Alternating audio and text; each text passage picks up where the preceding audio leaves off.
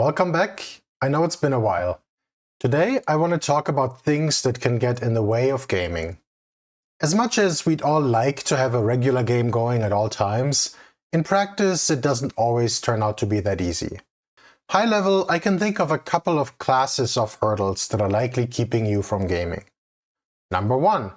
You simply might not have a regular game group. Number 2. You might have a group but struggle to meet on a regular basis. Number 3, you might not have anyone that wants to GM. Or number 4, you might struggle aligning on a game to play. Of course, there might be other reasons entirely, but many will fall into one of these 3 categories. So that's what I'm going to focus on in this video. I have adopted working solutions for some of these hurdles, but for others, it's more of a do as I say, not as I do thing. So let's break things down in more detail. So first, let's say you don't have a game group. This topic might deserve its own in-depth video at some point, but I'll offer a few pieces of advice here. Perhaps you're new to the hobby and haven't found a game group yet. Or perhaps you used to have a game group, but it fell apart, or you moved to a new place. First, you need to decide if you prefer to play in person or online. Depending on where you live, playing online might be the only realistic option, for example, in a rural location. To look for a local game group, you might try your friendly local game store. They may even have regular game nights scheduled already, or they might be open to you starting a game night if you're comfortable GMing. If you live in a larger metropolitan area, there might be other places to look too. For example, back in 2014, when I re-entered the hobby after a 16-year break, I found my game group on Craigslist of all places. We still play every 2 weeks, even though I've since moved out of state. Meetup.com is another place worth checking out. Search for RPG, and you might find existing gaming groups and events. And if not, you could try getting a group going there. If you work at a larger company, especially if you're in tech, chances are that there are a bunch of other gamers. Try asking your peers or posting in whatever social forum they have, such as a chat room or mailing list. At a larger company, they might even have an RPG-specific mailing list. If you're a student or teacher, the same goes for your school or university. Or perhaps there might be a gaming convention in your area. This is a great way to meet fellow gamers or try out new games. If none of these are options, playing online might be your best bet. While I love playing in person, playing online is just as much fun and much more convenient. In fact, most of my gaming since the start of the pandemic has been online, and I've done some online gaming even before then, as a good way to get some additional games in and explore different systems. The nice thing about online gaming is that you can cast a really wide net. You're not limited to players in your geographic region, as long as you can make the time difference work. One fairly easy way to play online is to sign up for an online convention. The tabletop.events website is a great place to look. It's the de facto standard these days for running online conventions, though not the only one. They have a huge list of conventions. Some are specific to certain systems, but most are very broad. Note that the list includes both in-person and online conventions, so you'll need to double-check that the convention you're looking at is in fact online. There are also various websites where you can find online games. For example, Roll20, a virtual tabletop, has a matchmaking system where you can browse for games and express interest.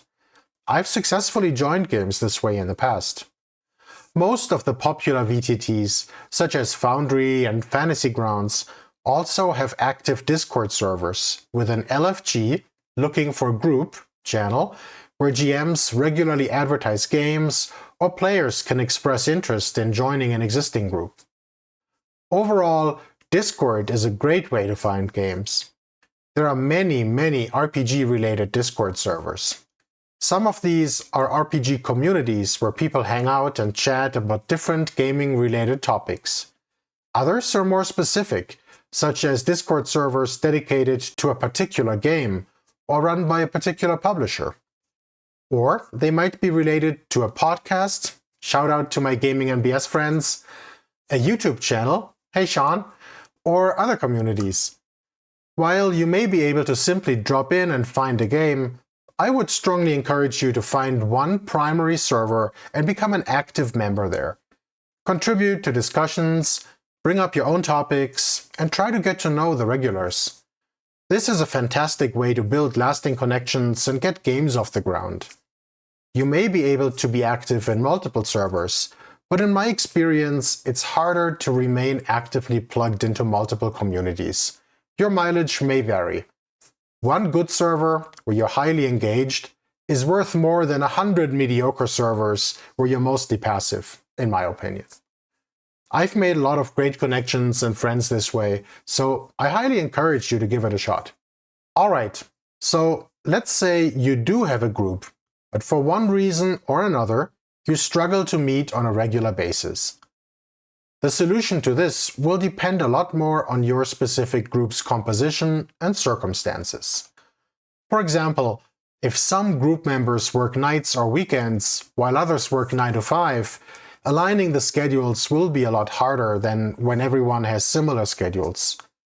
But at a high level, my advice boils down to agree on a recurring day and time, and do whatever you can to stick with this. I'll offer a concrete example based on my own experience. The group I've been playing with for the past 9 years or so has consisted of 5 to 7 players, fluctuating a bit over the course of multiple campaigns. We've always played on weeknights, but for the first couple years, while our aim was to play bi-weekly, it was harder for us to align on a fixed day, time, or frequency. This was partially because we were a large group, up to 7, and many of us had scheduling constraints. But what made it harder was also that we generally erred on the side of finding a date that would work for everyone. So each individual session took some level of effort to get on the calendar, often in form of multi-day email threads where we discussed our availability until we landed on a day that worked for the entire group. But in recent years, we decided to stick with a fixed day and time, bi-weekly Wednesdays at 7:30 p.m. We also agreed that we would play as long as we had critical mass, rather than skipping or rescheduling a session when 1 or 2 people couldn't make it. Since then, we've been playing very regularly and with drastically reduced scheduling effort, almost zero in fact. Every once in a while, we go 4 weeks in between sessions, and on very rare occasions, it's even been 6 weeks. But overall, this has worked very well for us. So I very strongly recommend coming to a similar agreement with your own group if this is a problem. Other challenges might be more situational. For example, perhaps you have 1 or more flaky players that make it difficult to schedule sessions. The bottom line is that you need to be very deliberate about scheduling and try to protect your game time as best as you can. If that requires an open and honest discussion with your group, then you should have that. Let's move on to our third class of issues that might prevent you from gaming. And that's that you might have a group of players, but no GM. Perhaps there used to be a GM, but they left the group. Or perhaps they got tired of GMing. Here, I'm of course assuming that you're playing a fairly traditional game that has a dedicated GM rather than a GM-less game.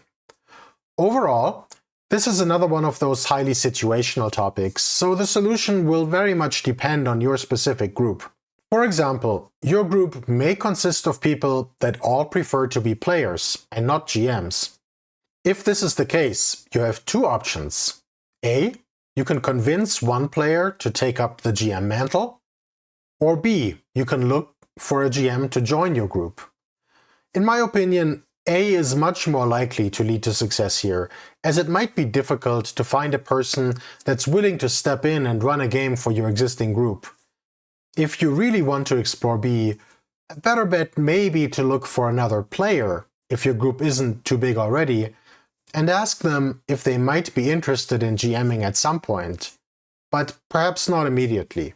Let's talk about how you might go about getting a player to step up and become a GM. The key here is to understand where their reluctance stems from. If they're not confident in their ability to run a good game, your group may need to work on psychological safety.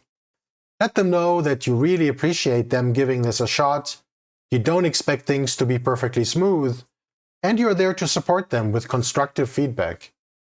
Agree on a small number of sessions to try things out, and to check in after that and see if they want to keep going or step back. And if it does come to that, reaffirm that this is totally fine without any guilt or blame. Another reason for reluctance to GM might be that they're worried about the amount of prep time.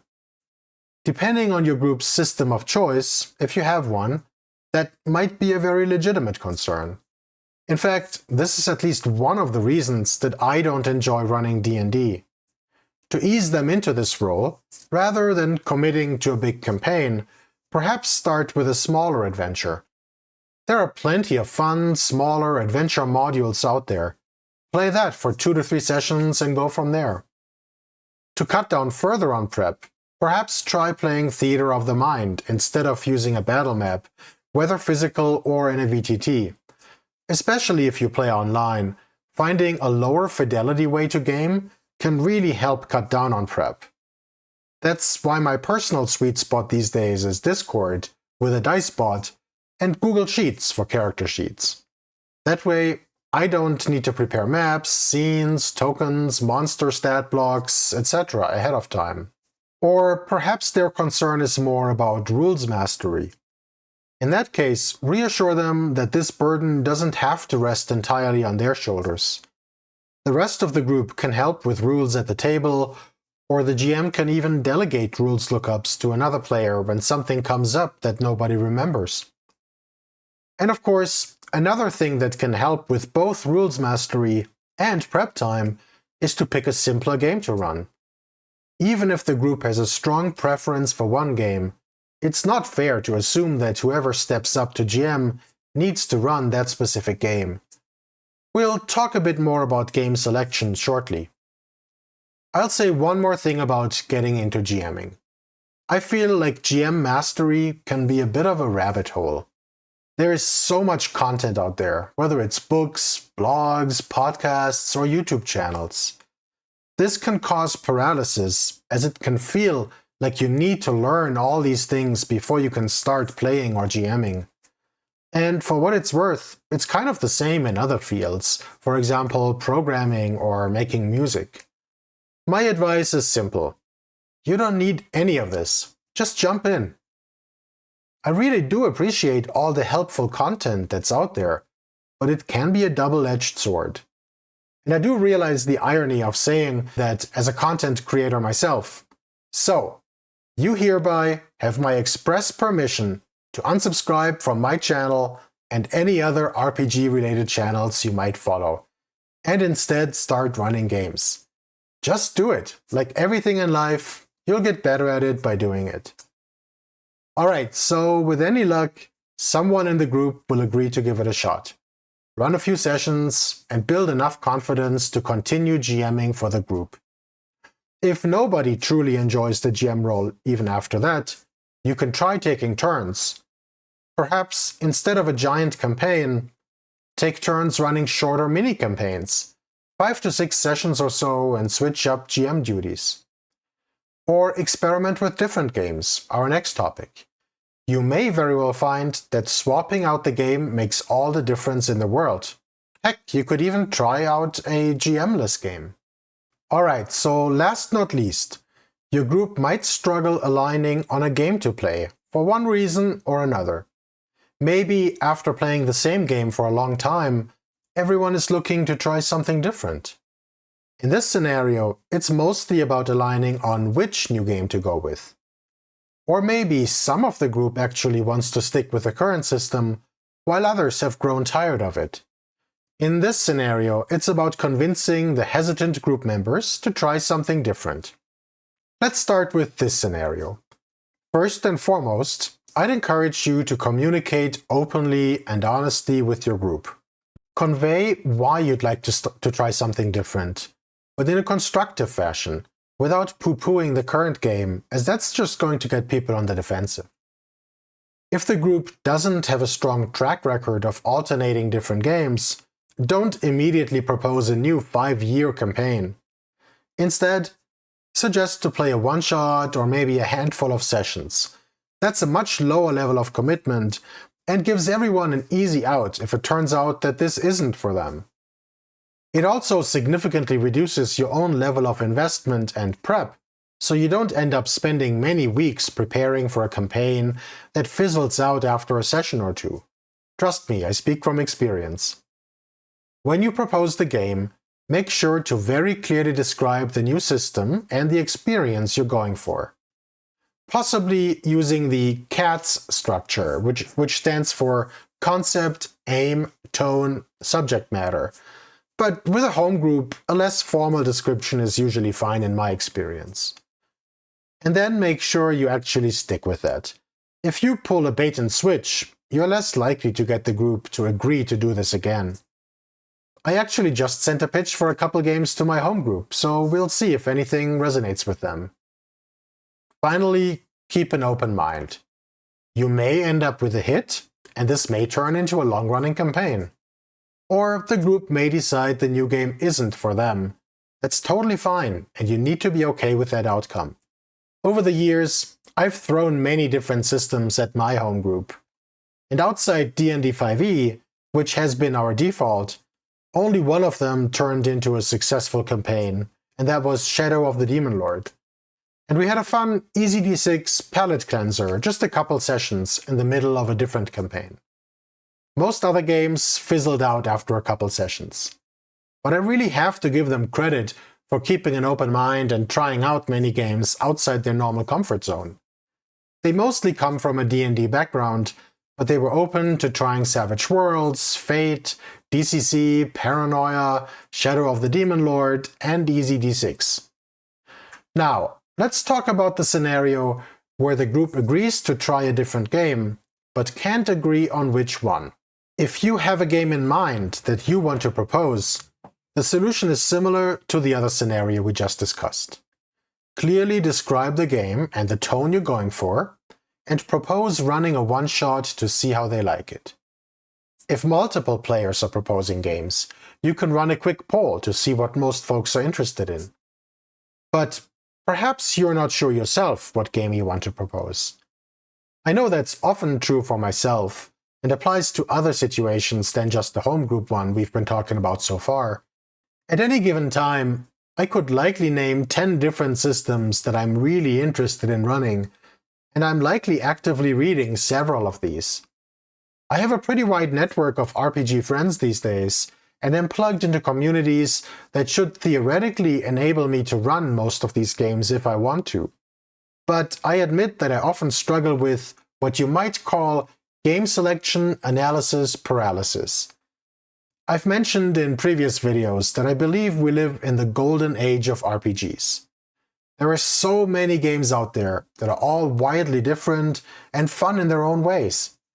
Different genres and settings, different levels of crunch, tactical versus narrative-focused, serious and deadly or pulpy, etc. But the flip side of this is that it can be really hard to pick which one to run next. One thing that's helped me is that years ago I gave up looking for the one RPG to rule them all, aka the perfect RPG. For a while, that was very much what I was chasing after. So I kept evaluating new games through that lens, and inevitably discovered some things I felt the game does better, but some other things it does worse. But since then, I've come to the realization that the perfect game doesn't exist, and that it also doesn't need to exist. Instead, each game brings a different experience to the table, and I've discovered that my greatest joy comes out of mixing things up and experiencing many different types of games. With that realization, I don't need to objectively compare all mechanics for what's better. Sometimes a different spin on something is all I need to keep things fresh. For example, one game might be D20 roll-under based, another might be D20 plus modifier compared to a DC, yet another might use a D6 dice pool, or a percentage die for that matter. They might be class-based or skill-based. The GM might roll dice or not, etc. Of course, this still means picking what to run next, even if it doesn't need to be a strictly better game than the last one. I'll also say that it can be really hard to understand how a game will play purely from reading it. Many rules sound a bit questionable, but actually end up being amazing at the table. Ultimately, all of this requires some level of discipline and commitment. Decide on a game and find a way to get it to the table. Then you'll know whether you like it and want to play more of it or not. Maybe have a vague queue of games in mind, but be open to revising this as your or your group's preferences shift, new games come out, and so on. I admit I haven't done super well on that front this year, and haven't run a lot of games as a result, aside from some one-shots. Often, just when I think I've landed on the game I want to run, I receive a delivery from a Kickstarter I backed a while ago, and I can't resist a new shiny. But I do have a couple games in mind that I'm planning to run next, and I just sent a pitch to my home group, and I'll probably make a couple more pitches shortly in some other communities. Well, that's it for now. I know I only touched on some possible challenges and solutions for gaming more regularly. I'm really interested in hearing what's getting in the way of gaming for you, or even better, whether or how you've been able to resolve it. So please leave a comment. As always, likes and subscribes are appreciated as well. See you next time!